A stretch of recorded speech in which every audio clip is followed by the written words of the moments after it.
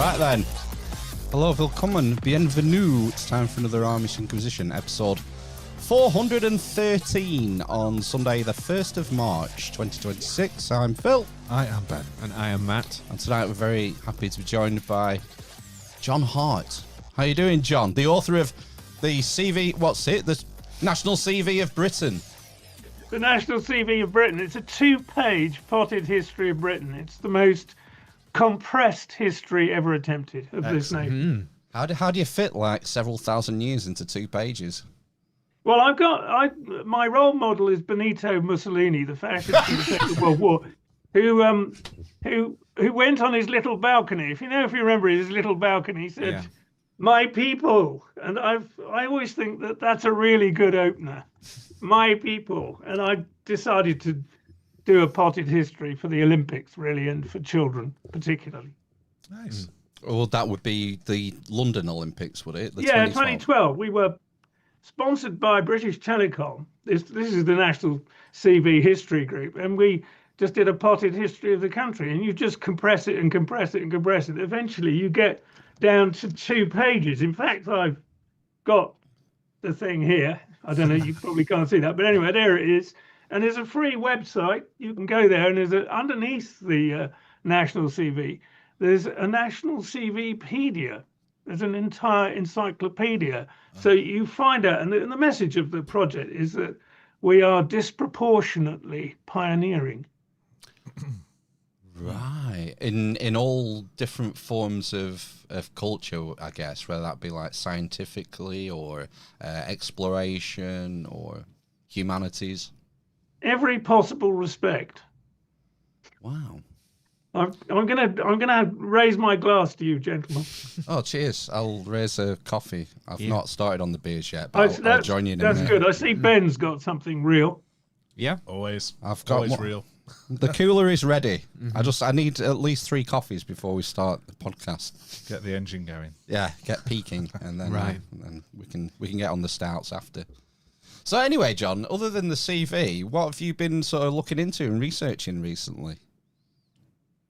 I live about 1.5 to 2 miles from the atomic weapons establishment, which has become very exciting. It's at Aldermaston in Berkshire, to which people used to do C&D marches and all that thing. We haven't seen those for a long time. But you lot get 4 minutes warning, and since we're a hot target, we get about 40 seconds maximum. So it's just time. We just have time to get to the mantelpiece and relax and look urbane and then be vaporized. But one of the things they do as public outreach is they do lectures. And there was one recently, which I don't know whether this is going to come out or not. Which way is that? Oh, going the right way. Isn't that wonderful? So there's a guy called Gareth Williams who has written a book called The Impossible Bomb. And its subtitle is The Hidden History of British Scientists and the Race to Create an Atomic Bomb. So this is, this is the Atomic Weapons Establishment doing an outreach lecture, and I go to this lecture. And it's a brilliant thing because the Americans have airbrushed the British contribution out of the atomic bomb project. And there's a front-rank American historian in the 1990s said that it was a 3-leg stool. You needed Oppenheimer, we all know about him, General Groves, this sort of bullying army type to supervise it. And the other one was the British contribution. There would have been no bomb at the end of the Second World War but for the British contribution. And I can validate that massively. But the reason I'm mentioning it is not to be over controversial, but the author is a medic. He's not a physicist. He's not a military historian. He's a medic. And he went to the archives of Churchill College, Cambridge, and dug it all out because we had a nuclear program ages before the Americans did. It was called, as you possibly know, tube alloys. And it was just amazing. All these fundamental concepts were born on this pioneering island, you see. And it's taken probably about 80 years to set the record straight because America just airbrushed us. I mean, they just airbrushed us out the story. So you can go to it, you can go and watch Oppenheimer, the film, and you wouldn't know that Britain was even in the Second World War. And they do this. They don't just blow their own trumpets, they blow everybody else's as well. The Americans are just, I love them. I must say, I absolutely love them, even though they're actually bombing somebody at the moment. But leaving that aside, I love them because I mean, the best story of the lot of them, they take other people's trumpets and blow them as well. We gave them, in the Second World War, the cavity magnetron, which is in your microwave and my microwave. What did they do with it? And we gave it them to develop radar. I'll tell you what they did with it. They patented it. They're bloody cheeky buggers. Anyway, that's Gareth Williams. He's a medic. So my message is not anything about nuclear bombs or anything. It's about the fact that we live in an age of awakening. Anybody can do this now. You don't have to be a military historian. It's all there. It's on the internet. You can go to this chap actually went to the archives. But another book that's just come out. I mean, I don't want to sound like a bomb happy, but there's a writer called Marcus Gibson who has written a book, very similar sort of idea, and it's called The Greatest Force. And the subtitle is How RAF Bomber Command Rose to Become the #1 Factor in the Destruction of Germany in World War II. See, again, he's putting 80 years of counter propaganda about the bombing campaign was actually highly successful. I mean, I could go on out for hours, you can guess this, but there's a wonderful moment when Hitler gets furious with the RAF, not the USAF, the RAF. He gets so furious, he starts a vengeance weapon program, the V1 Doodlebug, which is a flying bomb, and the V2 rockets. And it's reckoned by Marcus Gibson. I've got this book on order. I haven't actually got it at this moment. I've only read an article by him. It's reckoned that V weapon program, if he'd have turned it into fighters, they would have had 40,000 more fighters than they had. And it amounted to that V weapon program. It amounted to unilateral disarmament, and it was caused because we flattened several of their cities. And at the end of the war, I'll stop my rant in a minute. At the end of the war, Albert Speer, Hitler's armaments minister, said we only needed to firebomb 5 more cities after Hamburg, and they would have had to surrender in 1943. Oh. And the reason we didn't do that is because we couldn't, because the Americans decided to do targeted bombing of factories and things, which was useless. Because the technology wasn't good enough. You could hit a city. And that would have saved 10 million lives. People have got the bombing campaign completely wrong. I seem to remember watching The World at War, that famous documentary narrated by Laurence Olivier, which I think came out in the 70s maybe. Fantastic. And, I remember one of the points in that documentary, for what it's worth, was that the bombing campaigns were kind of drop and hope. There was no sort of accuracy there, and a lot of them just landed in fields. Well, just drop them on the cities. That's exactly what they did. But you see, we tend to. I don't know if you know this American historian, Victor Davis Hanson. Yeah. Hanson. And he says we focus on Hiroshima and Nagasaki and Dresden, but actually the bigger picture is this: if you look at the Nazi Germany and Imperial Japan in the Second World War were killing states. The Germans, for every one German that died, 7 or 8 non-Germans died, and most of them were Russian civilians. For the Japanese, it's exactly the same statistic, except the people who died were Chinese civilians. I mean, you're talking about 2 of the wickedest states that have ever existed. So anyway, that's most of my rant on. But the point is, any of us, well, you see, we've got bombs falling on Tehran at the moment, and we've got a government which I regard as led by an evil traitor. So I mean, I don't, you can get mired down in that, but actually, we live in a kind of golden age. We get because of the internet, because the James Webb Telescope because of new microscopes. I'm a scientist. All sorts of things. We're seeing more within. It's fantastic. I'll tell you another lecture I went to at AWE if you like. Oh, just before that, you mentioned you're a scientist. What's your scientific background? I'm a biomedical researcher. Although I'm 72, I'm still going, just about. And what I'm interested in is medical conditions characterized by tissue overgrowth. So cancer at all, but enlarged prostate, endometriosis, polycystic ovary syndrome. I'm interested in how organs and tissues know how big they're supposed to be. It's a continuing enigma. So these are internal tissues, not external tissues.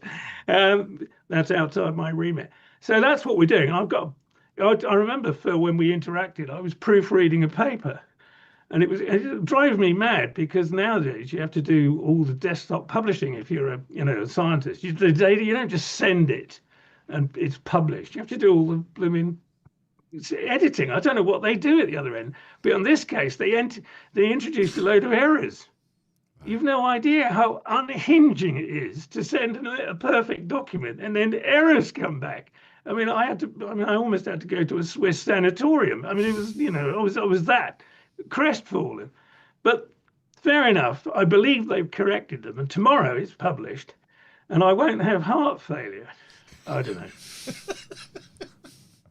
It's a laugh. Wow. Cracky, you're a busy chap then. But you're very interested in history, and I guess that's kind of the crux, one of the main sort of areas that you're looking at when it comes to this multidisciplinary and cross-disciplinary expertise being exploited now with the advent of the internet and things. And I still, the thing is, if you go on social media and look at controversial topics, you still see people appealing to authority. Someone will make a statement which sounds completely rational, and someone immediately in the comments is, "Are you a geneticist? Do you know?" But there's always this appeal to authority going on, isn't there? It's rubbish. No, this is the age of awakening, and we don't need the gatekeepers in the way that we did. But we don't be totally disrespectful, of course, because these people have been working on these problems for years. But I'll give you another thought, and this is because I see this as a golden age. You see, I know one can get rather distressed by current affairs and so forth, but I see this as a golden age. So I went to another one of these talks at the Atomic Weapons Establishment, and this one was the geophysics of Greenland. And this was Greenland before President Trump announced that he'd like to acquire it, so it wasn't quite as sexy. But nonetheless, there were quite a few people in the room. And he described how he almost died, the bloke, on 2 occasions on Greenland. Once, he was nearly mauled to death by a polar bear. But the other one was much more interesting. He was actually in a boat doing his geophysical survey off the ice pack, and an iceberg flipped, and it sent a tsunami at the boat and not nearly crushed it, and he nearly drowned. Now, he didn't have any picture of that because he for some reason didn't go, "Oh, look at this." So I came back, and I've only really discovered YouTube in the last year or so. I know it's pathetic. I have joined the 21st century. It's official. But so I wanted to see what a flipping iceberg looked like. What's that? Let's see a flipping, and it's to do with the change in center of gravity, a bit of melting in the sun, this sort of thing. And it just goes flipped. And you can go on YouTube, and there are flipping icebergs. You can actually watch them flip. And nobody has ever been able to do that in history. And you can do anything you like. If you want to see, I don't know, a snow leopard follow one of those, those mountain goats or something, you can do that. You can do anything you like. And it's all available. This is the golden age of the images, of seeing. It's pretty good. Yeah. Well, but there's also, immediately below my computer here is a scanner. And now just think about that humble piece of technology now. We used to have to go to the news. I used to go to a newsagent and photocopy things. Now you just put your book on there and you scan away and you've got it all, all your bits of paper and everything. It's an amazing, it is actually a golden age. And I think we need to try and remember that and exploit it. Yeah, what a time to be alive, absolutely. Moon pie. Yeah. No, well, yeah, I think you'd be blown by my wife's phone that can take pictures of text and then turn it into a document. Yeah. You take a picture and then it types it out for you, essentially. Maybe you need one of those as well. No, I've got a dumb phone because I deliberately don't want to do any of that stuff. My computer is very powerful because I have to do data analysis. I've got terabytes of, I can do all that. I can do anything on a computer anybody can do on a phone, times about 10. But I'm actually a considerable Luddite. I do love a book. I absolutely love a book. And I mean, among other things, you see, I'm just really telling you things that have just been rolling through my mind recently. So I read while I was on holiday. I'm amazed that you've got mirror reversal, because when I do everybody else's. Anyway, this is where's my camera? There we go. Henry. What do we need? There we go. Henry VIII, yeah. Henry V, and it's written by. Is it Jones? Dan Jones. Yeah, Dan Jones. Yeah. Yeah. No, really the best thing about this book, I mean, the thing about Henry V is he went over the top and ended by being downed by dysentery, which is what you do if you go over the top, or at least what should happen, I think. But he said, no, this is a quiz question for you three guys. Oh. Henry V, on the 25th of October, 1415, said this: fellas, let's go. What was that event that triggered that remark? Fellas, let's go. 1460. 1415, wasn't it? Was it? 1415. Oh. Yeah, it's part of the 100 Years' War, this period, isn't it? Yes. Yeah, fellas, let's go. Who said that? Phil, yes, yeah. You're on it. Well, was it something to do was with he in France at the time? Was he saying let's go home? Was he saying let's go on or let's go home? It was the Battle of Agincourt. Oh. It was the charge. Fellas, let's go. Fellas, let's go. How nonchalant, eh? I know. No, it's just brilliant. And then another one I've been reading. Oh, that incidentally, that's not by an academic. You see, none of these are by academic. So really? Dan Jones isn't like a proper historian? No, I think he's a popularizer. Historical. You could look him up while I'm talking. But I didn't look him up as well as I could have done. And this one is called The Wide, Wide Sea by Hampton Sides, which is an amazing name. But he's actually an author, and he's an American author. And the reason why I like this one, this is the final fatal adventure of Captain James Cook. So he does his 3 circumnavigations or whatever it is, in the 17. Well, that's a good question. When is that? 17 something or other. Yeah, well, anyway, sometime in the 1700s, mid 1700s, and he ends up, as you probably know, in Hawaii, and he gets done in and killed in Hawaii. And frankly, he did have it coming. In the great moral of his final voyage is don't overstay your welcome, and don't eat your host out of house and home. Yeah. And he got it, and you just read these books, and you just think that's fantastic. It really is a very good read, but that's a professional writer. Again, that's not an academic. I'm not sure that academics are producing much at the moment. So just to get to my penultimate exhibit, this is Pagan Britain by Ronald Hutton. Interesting. And you can see, I mean, it's an absolute doorstop of a book. But is it a humdinger? Is there a hum or a ding going on here? No, there isn't. No. However, on that very subject, he is a real academic, you see, so he can't write a humdinger to save his life. But this pair of writers undoubtedly can. This is where are we going? I'm going that way. Yep. The Megalithic Empire by M.J. Harper and H.L. Verrid. So that's Mick Harper and Harriet Verrid. And they posit that the megalithic period and everything was just some kind of huge trading enterprise, and that all these stones were put up, lots of them, so that mariners could see them on hills and all this. And there's a Michael's line across Britain, which is the longest route, and you could read your direction from stone circles and all the rest of it. They're looking at a very practical side to the whole business, and it's absolute storming stuff. And I could even read you a paragraph if you like. Yeah. Yeah. It's right up my alley, this. Yeah. From classical times right up to the age of mass literacy, the entire historical record has been in the hands of people who had motive, method, and opportunity to arrange their own historical past.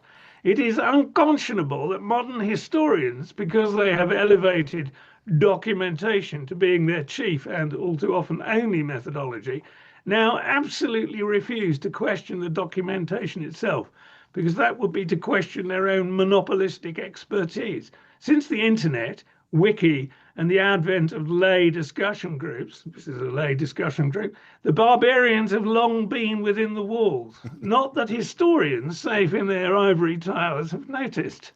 And this is Mick Harper's voice. I don't think Harriet Verret didn't write that. That's straight, pure Mick. I don't know if you know M.J. Harper, but he's the most iconoclastic historian we've got. He lives in London. We should be very proud of him. He's a national treasure. He's like a human wrecking ball. He just swings it, anything you care to look at. You look at for example, you've heard of the Book of Kells. Yeah. Well, the Book of Kells, he reckons, is a complete forgery. And I think it's sitting in Dublin at the moment and doesn't have any covers. And he says the reason it doesn't have any covers is because it was a forgery and they couldn't forge the covers. It was too difficult, but they could forge the text because all they had to do was write. And all they had to do, in fact, they did it. All these books, he says, were brought because the Norman Conquest, and you get to the Doomsday Book, and all these monasteries had to prove that they had right and title. So they created all these writings, all these different land charters and things, and they had to antique them. So they made them look older than they were. So you get these strange drawings and everything. Anyway, M.J. Harper, I thoroughly recommend M.J. Harper. Anything he writes is worth reading. Try and get him on the podcast, eh? Yeah, that'd be great. I've not heard of him. I need to pick some he's books brilliant. up. No, he's not an academic, you see. I mean, he has a rather poignant moment in one of his books in which he is distressed because he doesn't pay a serious level of tax. And I think he's obviously not making a fortune. But this is another aspect of the golden age, you see. If you can't get a mainstream publisher, you can publish it yourself. Yeah. I mean, I must be. I haven't ever done that, but it must be painful in the extreme financially. But you can actually do it. You can override the gatekeepers. You can just, ride your battle tank straight over them. Yeah, self-publish on Amazon, or there's another site that Chris Tolworthy uses for his books. That's escaping me now. And then you have all these podcasts and YouTube channels that you can go and promote it and get the word out. Yeah, it's wonderful. Yeah. I think it's tremendous. So we live in a new age, and we should just enjoy it. I just think it's fabulous. We can, some of the things, these books, they use EndNote technology, as you probably know. Word processing, which generates, you do that. References and things. An ideal book. I mean, I wonder which one of these is ideal. Probably the nearly ideal one is the Bomb book, because what he's got there, he's got his main text, and he's got his end notes, which are chapterized. Then he's got his references, and then his index and so forth. Whereas the Ronald Hutton book, it puts the references in the end notes, and that makes it extremely difficult to find the references. Because I wanted to know, you see, the M.J. Harper and what's H.L. Verret book was published in 2012. And it's a massively original take on the megalithic world. It just brings it all together, and you've never heard anything. He says that these hill forts are really just drovers' holds, and I think he's right. And we've got one near here, and so on. But the problem with the Ronald Hutton book is he puts the reference in there, so you can't find the Ronald Hutton book came out in 2013, so a year later than M.J. Harper. I bet serious money he didn't cite this guy. You see, if any of us were writing about the megaliths, we'd cite Ronald Hutton and we'd cite M.J. Harper and Verrid. We wouldn't, it's called, I call it two-eyed scholarship. You just do everything. But Ronald Hutton, I suspect, is not going to do that because he's got an academic position to defend. And he won't be criticised except by me now. And that means nothing. Absolutely. Harper raises a valid point in the primacy of textual evidence when in studying history. And it seems that when looking at ancient British history, there's this bias or over-reliance on classical Mediterranean sources like Caesar and the Greeks, as if that this was some uncontacted wasteland to the northwest of Europe that had zero civilization. We were just running around with butt flaps, painted up for thousands of years until Julius Caesar rocked up. Some of us still are. The thing about the megalithics, which is what Harper and Verrid point out, is that they deliberately didn't literalize their culture. So eventually it became the Druids, of course, and the Druids relied on memory. They didn't write things down. But Julius Caesar did say that the Druids did have language, and it was like Greek. But in fact, that's good. That looks as though it's a good point you're getting down there, Phil. But so they could have become, the megalithics could have actually done the whole literacy bit, but they didn't want to, and they didn't need to. They had a different model of civilization. And it didn't even involve, pardon me, it didn't even involve cities. But if you read Ronald Hutton, he says a very strange thing happened because the Neolithic farming package arrived in Britain around about whenever you could take your pick on that, but around about 4000 BC, where from Anatolia and elsewhere, the farming package arrived. And then the archaeological evidence is that we gave up part of it. And the bit we gave up was cereal, agrarian practices related to hard graft growing cereals.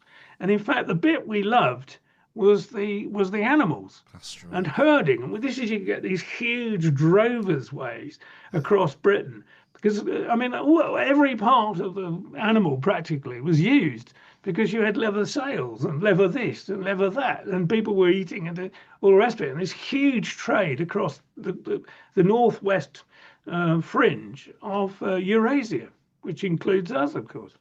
So they actually gave up doing that. Now, rather bafflingly, it says that they favoured us. What's that? Oh, hazelnuts. That's it.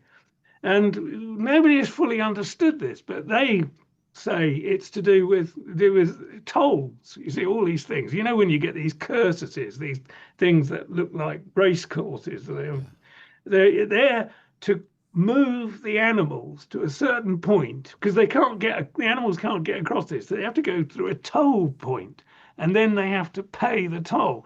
But what toll do you have? Mostly this is a pre-money culture. So you toss a hazelnut in, or whatever it is. I don't know. But, I mean, it all sounds, I don't know. I think life is hard enough without having to harvest hazelnuts. But anyway, there you go. Well, it's an interesting dichotomy, isn't it, between sort of pastoral, nomadic peoples, and when you say raising grains, that requires a set piece of land, which then has to be protected, like with walls or fences. It kind of influences the notion of private property. This is my patch with my grain on it, which I have to defend, otherwise I'll starve next year. And it's it's just a complete different mode of being from a nomadic. Well, the land is ours. These are my goats, and I'll go wherever I want with them. I think that's right. And you look at these, Durrington Wells and Avebury and Stonehenge and all these little things, and the evidence, well, the archaeologists tell us is that they aren't occupied all year round. It's a seasonal thing. They come and do that. And I mean, this the megalithic empire is just full of revelations. He says one of them. He asks a question, or they ask a question: why have we got village greens? Because there is no actual use for a village green unless you're droving. You drove through it, and then you need a little bit of pasturage and a nice pond that the animals can drink in, and you pay the villagers to be there. You probably pay them in kind, meat. And I mean, it's an enigma that I didn't even realise was an enigma. Why have we got village greens? I mean, why a village? What are they for? Why would anybody have ever put aside a village green? And droving is the answer. Anyway, there you go. It's the same with hill forts. Why? If you look at the number of hill forts in southern England, there's like, I mean, the last count I saw was 400 or something. It'd be something like thermonuclear war to need that many of hill forts, and yet you don't find any graves or anything. It's all droving. The whole thing is droving. I live near Silchester, which is Roman Caliber Atrebatum, but it was called Silchester before that. And the bloke who excavated actually is a cousin of my wife, so I have to be a bit careful here. But he didn't notice that if you look down at a plan of Roman Caliber Atrebata and the area around it, it's a drover's holt, but it's on a flat plain. It's often you get these holts up on hill forts to protect them from wild animals and also from any thieves and so forth. But it's a flat drover's holt, and you can see it immediately that the animals will come in here. The guy who does this is Professor Fulford. He's cousin by marriage, so he's a very fine person, let me say. But he didn't seem to notice that. Well, he did notice that it didn't serve any fortification purposes. These embankments and so forth didn't serve any military purpose at all. But it's just perfect for droving. You see, just bring them in, stop them there, close the gate on next day. And there must have been a huge cross-channel trade. I mean, that's basically what it is. There's this vast trade going on. And there's all these other commodities like salt going in different directions and axe heads and all this. There's a huge trading network going on. And I don't understand quite why archaeologists don't get stuck in on it a bit more. But anyway, what do I know? Why wouldn't they? Is it because it would upset the sort of the established timeline or the established understanding of how the culture developed in these isles, or what do you think? I absolutely don't know, but I mean, there's all sorts of cognitive dissonance goes on throughout academia. Actually, not in my own discipline, of course, because we are models of rationality, and we're just basically trying to find out how to cure people of illnesses. I mean, it's just very straightforward, and there's no real side to it. But in archaeology, you have to exercise the historical imagination, and then you get bound into something, basically a hypothesis about how the world operated. I mean, you've only got to walk into a Gothic cathedral, and you'll find all sorts of strange things there, like the Green Man peering out, or gargoyles and things like. What are these things doing here? Now, what the Harper and Vered say is that that's the megaliths, that's the megalithics, that's the megalithic joining with the Catholics by then, the Holy Roman Empire and all that sort of stuff, and it just smuggled in all these things, and but the story of the megalithics is hardly told because they didn't write anything down. If we found something, written down, it would just change everything. But it's a very fine book. Now that's a humdinger, thoroughly recommended. But if you want to read Ronald Hutton's book, that's more of a challenge. Yeah, I find some books are just really dry, and they're not well-told stories. No, I think another one I read recently was Bill Bryson's update of his short history of everything. And I think he's a hugely captivating popularizer. And he tells the story of, basically it's the scientific world he takes, and it's called The Short History of Everything 2.0. And I noticed in his acknowledgements, he's got two people called Bryson, which I suspect are his sons. And in 20 years' time, they could do The Short History of Everything 3.0 just by adding a paragraph at the end of every single chapter. And they'll get £250,000 for it. And, because Bill Bryson has just earned a shed load of money for this book, believe me, and he deserves it. It is very captivatingly written. It's just brilliant. I mean, I loved it. I was in a holiday cottage over the half term, and we had, it was on the Gower Peninsula. I don't know if you know, it's like a pituitary at the base of Wales, and if you're into endocrinology, and it's the rain was virtually horizontal on the double glazing, but it was on the other side, of course, and the wind is battering, the whole cottage is moving around. Who cares? You've got a glass, you've got your book, your central heating is piping heat all over around you, and you just think, ha. And I read Bill Bryson, and I thought, this is a tour de force. And of course, I don't know where it is, actually. It's probably over there somewhere. It's not short history at all. It's about 750 pages long, and it's got masses of endnotes, tons of references, full-on index. He's good for he's made a shed load of money, because it's going to be in the bestseller list globally for probably the next 5 years. But there's another. I'm just thinking, actually, there's quite a vogue for these books with that kind of title, and this is one. Where are we here? This is called A Little History of Everything, and this is by a bloke called Tim Coulson. I enjoyed this too, but this is not captivating. This is a professor of biology, so this is somebody in my area who suddenly decided that he needed to understand the full panorama of science and how did we get here and all this sort of thing. So he took a year off. He's a professor of biology at Oxford, so very senior guy. And he spent a year, and he says it was really fun writing up. Now, I never believe anybody when they say it's fun writing up, because it's bloody hard work, isn't it? But anyway, he wrote it, and he wrote it half in mind to give it to his children. And it's all in the book he's read. And his children weren't in the least bit interested in reading this book, which he'd slaved away on. Well, I mean, a year. I think it must have been taken longer than a year. But anyway, he sent it to I think he met a literary agent at the party, and therefore he published it.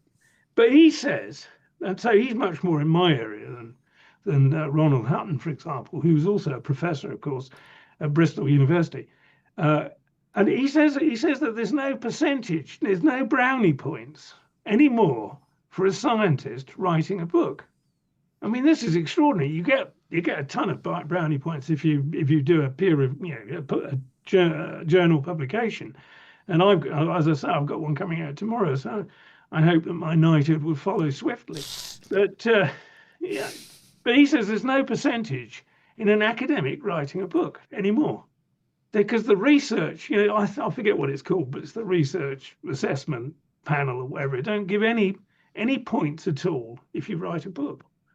But so that leaves a space for people like Bill Bryson, but he's brilliant, so no problem. As far as history goes, John, maybe particularly British history, what do you think are some of the biggest things that sort of the established narrative has gotten wrong? Well, I think, for example, my favourite example actually is Queen Empress Helena, who is the mother of Constantine the Great, and she, over many years, was sidelined and became a barmaid in the Mediterranean hospitality trade, and so we lost a whole dynasty in that move, because she's actually of a Christian dynasty going back to King Lucius in the 1st century, because we were the first Christian country. This is pioneering, you see. This is the national CV of Britain. And this just disappeared, but she was the anchor figure. And somebody, you see, what if you tackle somebody. I've actually tackled a historian on this, and he said, "Oh, it was misogyny." Yeah. Well, she was the target of misogyny later, not in her life, because nobody would have dared, of course. Her son was Constantine the Great. You didn't mess with Constantine the Great, believe me. So she got massive plaudits in her life and so forth. But she was subject to misogyny later, but it's got nothing to do with that. It was a strategic decision to sideline Britain's history as the first Christian nation, because they didn't want to believe. This is all this, people say it's Joseph of Arimathea as junk and all that lot. It's not at all. I think all of this is true. And King Lucius really did write to the then Pope and said, what should I do? And this is in the 100 to 200s. And Constantine, this great historical enigma. Why did Constantine, adopt Christianity? He didn't adopt Christianity. He was brought up by a Christian mother. And, I had a Christian mother, bless her. And that's why he adopted Christianity. He was a Christian already. Where does the story of him seeing the flaming cross in the sky at the Battle of Milvian Bridge, where does that come from? I have no problem with that at all. I love it. But he wasn't. It's a conversion story. But his mother was a Christian. His father wasn't. His father was Constantius Chlorus, who was an emperor in his own right. And of course, Constantine the Great, at the point when he's just Constantine, is being brought up in Britain. In fact, I think in Abingdon somewhere he did spend some time. But he was proclaimed emperor in York, and then he took an army over there. And there's all sorts of stories about him. And the Catholic. Well, I rate him as one of the greatest historians who's ever lived. Is Cardinal Baronius. So we're in the 1500s. And he wrote a history of the Catholic religion, and he was a legend because he was incorruptible. He felt that he'd come to earth for God to tell the truth, and you could put any amount of mob muscle onto him, or anything, or you could bribe him. Could you possibly say that my family has this territory or whatever? He was completely incorruptible, and he said, the man must be mad who doesn't think that Constantine and his mother Helen were Britons from the island of Britain. There's no further argument. That is the single greatest voice of the Catholic historiography. I close my case. Well, that's 300 years after the fact. So when do you think Britain becomes a Christian country? Is it with Constantine, or is there already Christians here? We were Christians in the time of King Lucius, which is when. Which is when. Well, he's actually a lineal descendant of Helen, and so of Constantine the Great. So you can just trace him quite easily back. In fact, you can go onto the National CV website and you click on CVpedia, and then you go monarchs AD, and there is the lineage. There's the genealogy. So we've got St. Paul's letters to the Galatians and the Romans. Why aren't there letters to the Yorkshires? He did come here. That's the thing. There is actually a gospel. No, not a gospel. Yeah, it might be a gospel, which was never accepted into the canon because it has magical stuff in it, and I've forgotten what it was called, but it's called something beginning with S, in which he comes to London, and it's actually in its internal details, it's very convincing because there is named there a Roman port, which for a long time nobody could work out. It must be nonsense, but it has actually a port on the south coast of England, which has been lost in effect because it silted up and disappeared. But we've discovered it again. It's something like Rhenium or somewhere like that. St. Paul came to Britain. That's why we've got St. Paul's. St. Paul's but he wrote up, in the Acts, there's the British royal family. You possibly don't know this, but it's in the Acts of the Apostles. There they are named. And I'm just trying to think. Linus, Claudia, they're the sons and daughters of Caractacus, and Tacitus tells us that Caractacus was paraded through Rome. You know all this sort of stuff. He's paraded through Rome, and he addresses the Senate. So this is the king, the High King of Britain. It's a High King in a sense of a battle sovereign. You know, in a time of danger, they send up a bloke, and he's the High King. So he's like, and Caractacus says to the Senate, and we've got this from Tacitus, this is not megalithic, vibes or anything. And he says, just because you would rule the world, does it follow that we should be slaves? I have as distinguished a background as you have. And he does this, and he thumps away at this for a few minutes. And you've got to realize he must have been speaking in Latin. I mean, he was a fluent Latin speaker, and he's addressed to the Senate. And the Emperor Claudius is so impressed that he spares his life, because they are ruthless, of course, these Romans. They kill all the barbarians. But they didn't kill him. They gave him a palace. And it was called the Palace Britannicum or something. And in fact, Claudius went on to name one of his children Britannica after he'd finished his conquering and all that. But the British palace then became the British embassy later on. And they're all these people. You see, we don't get these taught anymore. But that speech by Caractacus used to be taught in Victorian schools. Wow. It's all changed. You see, when I was a nipper, I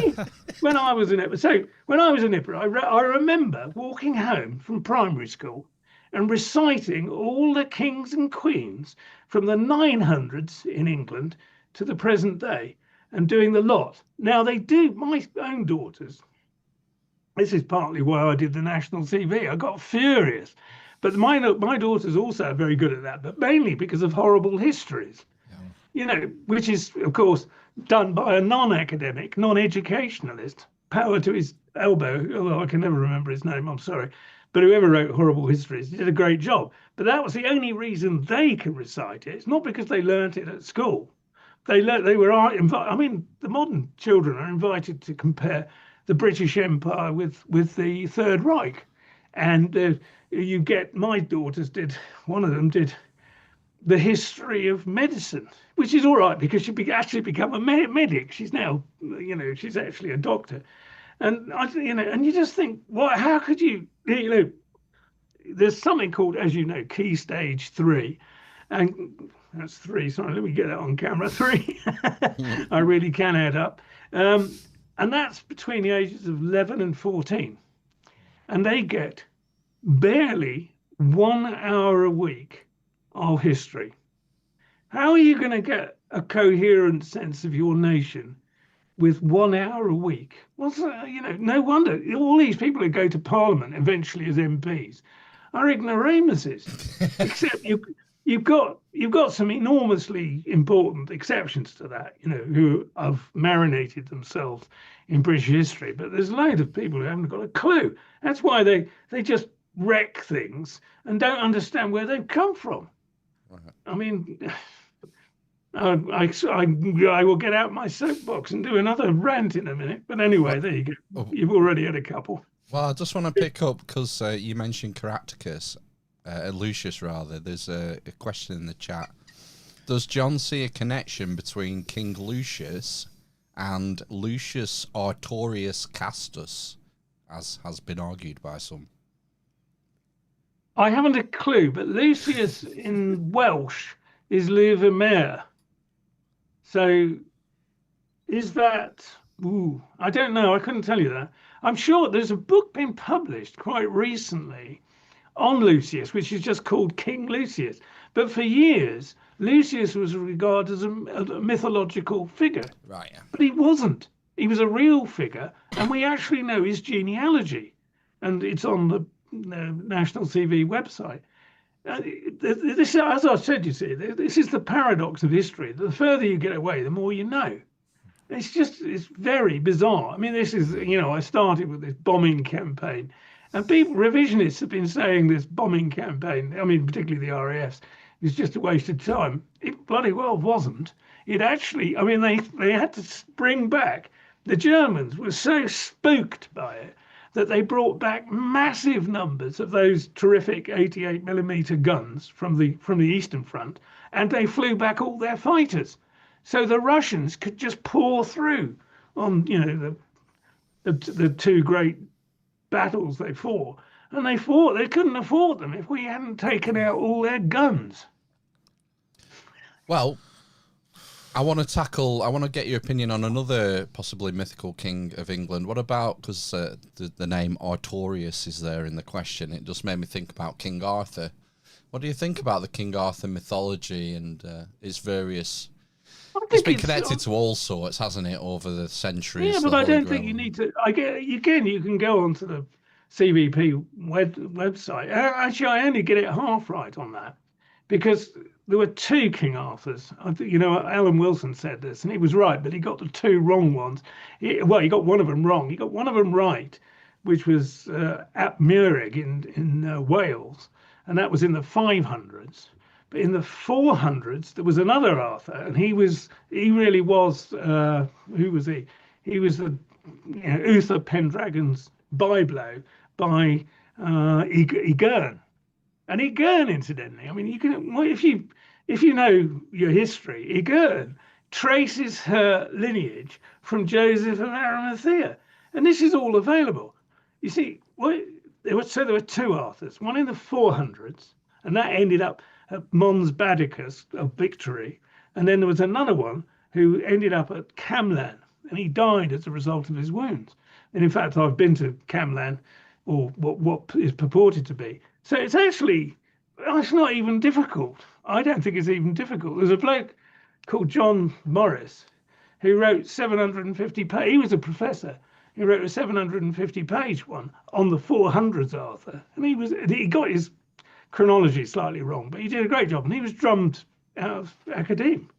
This is what happens if you exhibit our history just straightforwardly. They all apply to Bede, you see. The Venerable Bede. He wrote Ecclesiastical History of Britain, and he didn't write up Arthur or any of the Britons because we were the wicked ones. He was the incomer, and he didn't write it up. So everybody goes, oh, well, Arthur isn't there.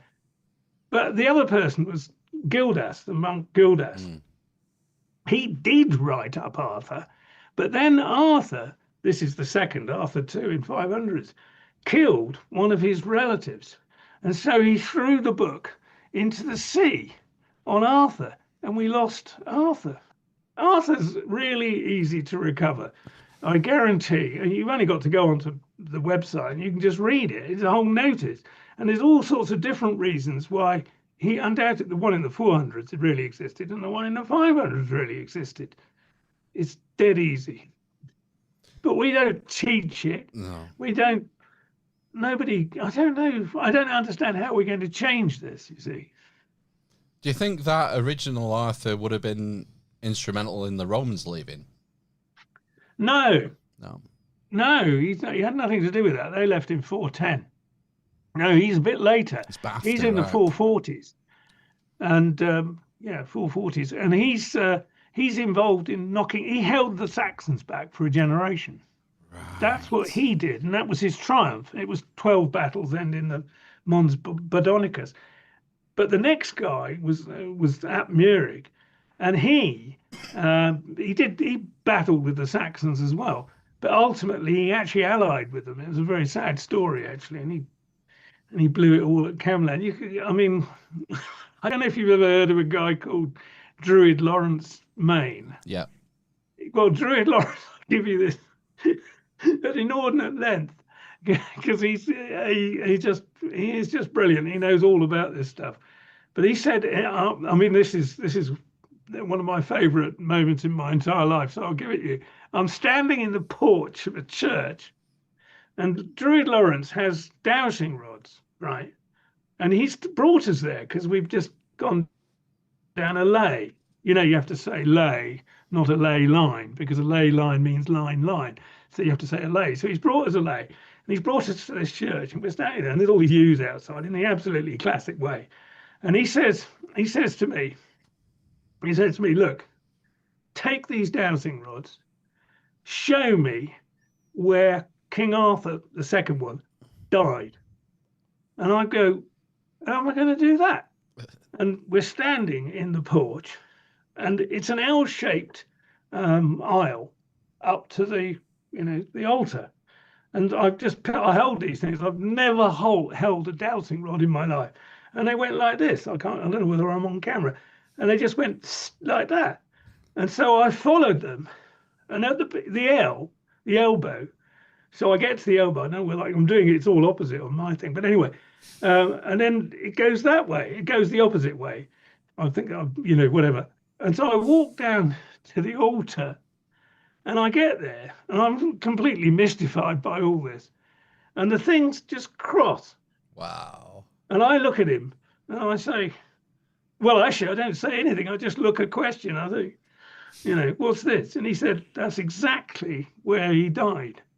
And on the anniversary of his death, our present King Charles III went and sat there and came there on a particular day, which was the exact anniversary. But it was covered up, and he actually had a little tour of various things in Wales. Actually, he came to sit there on the exact anniversary.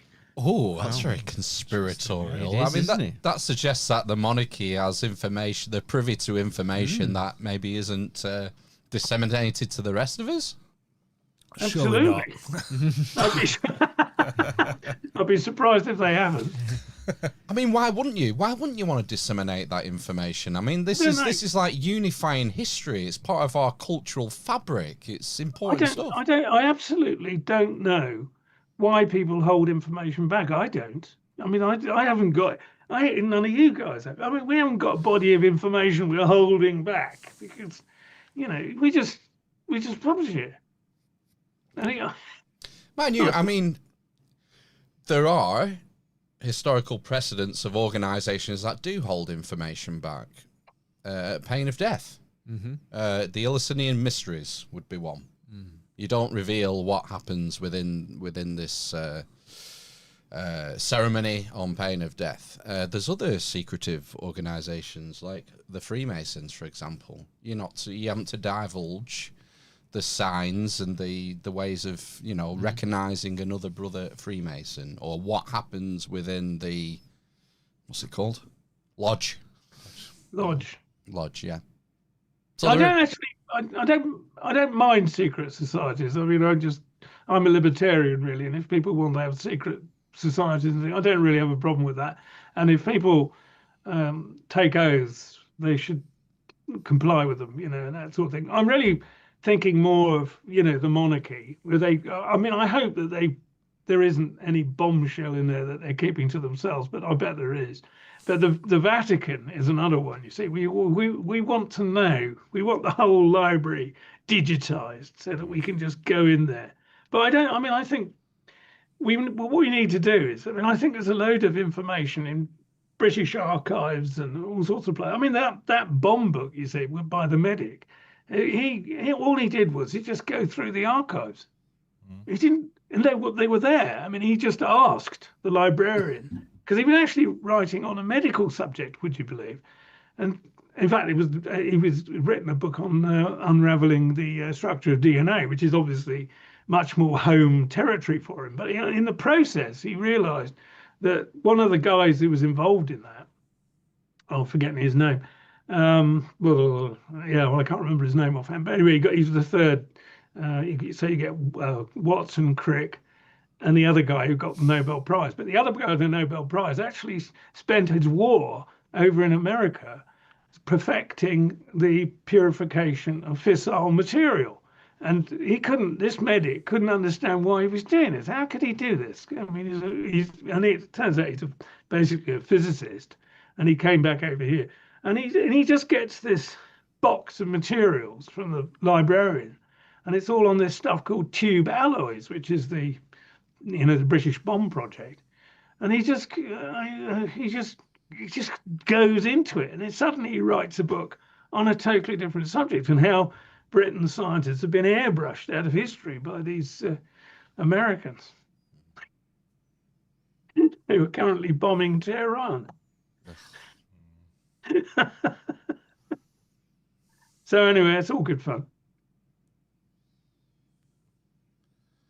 It's wild. There is a. It was. What's his name? Ogle Woggle. Oh, question from the chat. Well, another one. Yeah, Another controversial question, I think. It is. Yeah, he's asked. What are the risks of amateurs influencing the study of history, if there are any? I don't think there's any risks at all. I mean, I think the bar has gone up on amateur scholarship because, I mean, the example I take of that is that that there's the Shakespeare authorship question, and people, and the bloke who originally suggested that it was the Earl of Oxford, had the wonderful name Looney, John P. Looney, and he wrote in 1923.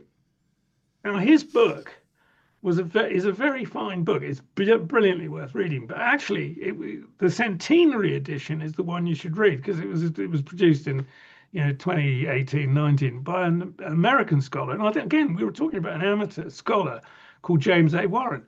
And James A. Warren went through the Looney book and tightened up all the quotations and tightened up all the references because Looney was doing this down your local library.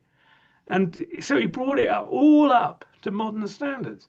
And now you read that book, it's a masterpiece. I mean, you may or may not agree with it, but it's a masterpiece in the way it's done. It's beautifully done. And the bar has gone up. As I've said, EndNote technology is spectacular. So amateur scholarship, the gap between amateurs, I think it's basically disappeared. And I think there's more trouble with academics who don't get their blooming references in an accessible fashion. No, I don't. It's an open area. We've got to keep both eyes open, and that way you look at the alternative stuff and you look at the mainstream stuff, and you form a position. I'm very excited. I think this is a fantastic area, as I say, of awakening. That's where I fall down, is the forming a position part. Yeah. I've come to the conclusion that the more I read, the less I know. Yeah. Because, I mean, you bring up Shakespeare authorship. You could read half a dozen different books with half a dozen different potential authors, from Bill Shakespeare through to the Earl of Oxford, Francis Bacon, some sort of collegiate scriptorium writing it. There's half a dozen theories. And, the more you look into it, the more confused I get with everything. You can just hold on to it. It's William Stratford Will, the actor, never wrote a word. His granddaughter was asked if her grandfather was a poet, and she said no. Yeah. So the idea that all these scholars think that this bloke was some sort of genius erupting from and it's not even a record of him going to a grammar school. It's just all tosh. But William Shakespeare was a pseudonym, and it was actually a project, and it was paid for by Elizabeth I, £1,000 a year. She gave it to the Earl of Oxford, and the Earl of Oxford was the main voice, but Francis Bacon was in there too.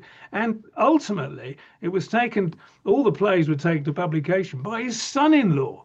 And we know that because there was a Spanish a Spanish spy went to him as a recusant Catholic, one of these Catholics who wasn't prepared to accept Protestant rule. And the spy then wrote back, and you can read the letter to this day in the Escorial in library in Madrid, and it says, the Duke of Derby or whatever the Earl of Derby or whatever it was, he is a recusant Catholic and should be on our side, but he can't because he's writing 2 plays a year. And by this time, his father-in-law died, and he was processing them, and eventually the folio came out in 1623. It was a project. It wasn't the Earl of Oxford. There were, probably 4 or 5 people involved. But the Earl of Oxford was number 1, I think. But Francis Bacon, you can find his initials in it and jokes in it and all sorts of things. He's in it. And so there's even, I think there's a suggestion there's a woman involved. I can't remember her name, but I have no problem with any of this. But Stratford Will did not write those plays. I mean, you make it sound so obvious, but try telling that to a historian, John. Well, try telling it to anybody who's got skin in the game, who got a career hanging on Stratford Will. It's just nonsense. Stratford Will never wrote anything, but he did appear in the plays. I'm quite sure he appeared in the plays. A lot of the plays are about British history. So was that part of the reason for starting it? Was it kind of a propaganda sort of unifying around the monarch sort of thing? There were two things. One thing was that it was the Tudor monarch, Elizabeth I, wanted legitimacy and wanted her prior, the prior kings and queen, or kings really, to be legitimised, so that she was the heir to that and all that. So it was a historical project, but it was also a very conscious desire to take the language forward. And the three people were, I'm just trying to think, of Cecil, Elizabeth I, and Walsingham, decided that the whole language needed to be taken forward and improved and refined, and the way we think. And this is the basis of the English Renaissance. And Elizabeth paid £1,000 a year, and she was talking about mean. She wouldn't spend money on anything, but she spent £1,000 a year. I mean, that's a huge sum of money for the period, and she gave it to the Earl of Oxford. She didn't give it to Francis Bacon, but Francis Bacon was in the project. There was a whole load of them. It was a brilliant project, which was fantastically successful. Ta-da! Wow. Oh, have we lost audio? Hello there. Oh, no. Sorry, I thought you lost audio for a minute. There was a mic drop moment. It was a mic drop. I didn't know. I had no idea we were going to get onto Shakespeare authorship tonight, but that's great, John. Yeah. I mean, we've blown over an hour already. We're going to have to let you go. Yep. I could listen You're in to agreement. Yeah, I could listen to you rant all night. Absolutely, yeah. That was only my first few rants. You've no idea that the rest I've got. Anyway. We'll have to book some more rants in, definitely. Yeah, you can come back on in 6 months and finish off. Yeah, definitely. We'd love to have you back, John. Yes. All right, thank you. I've really enjoyed this, guys. Thanks. Yeah, thanks a lot. The National CV. Yeah, the link will be in the show notes, folks, if you want to check out John's webpage. And we'll let John go and say thanks for your time. Yes. And we'll be back in 10 minutes to have a chit-chat, us three. Deconstruct the news. Yeah. Oh, maybe not so much tonight. We will not be deconstructing the news. It's a bit grim, the news, isn't it? It's just... Anyway, maybe we'll talk about happier things, but we'll see you in part 2, guys. And thanks again, John. It's been an absolute pleasure. Yeah. Cheers, John. Thanks very much. See you later. Cheers, bye. Bye-bye. Bye-bye. Bye-bye. See you soon, folks.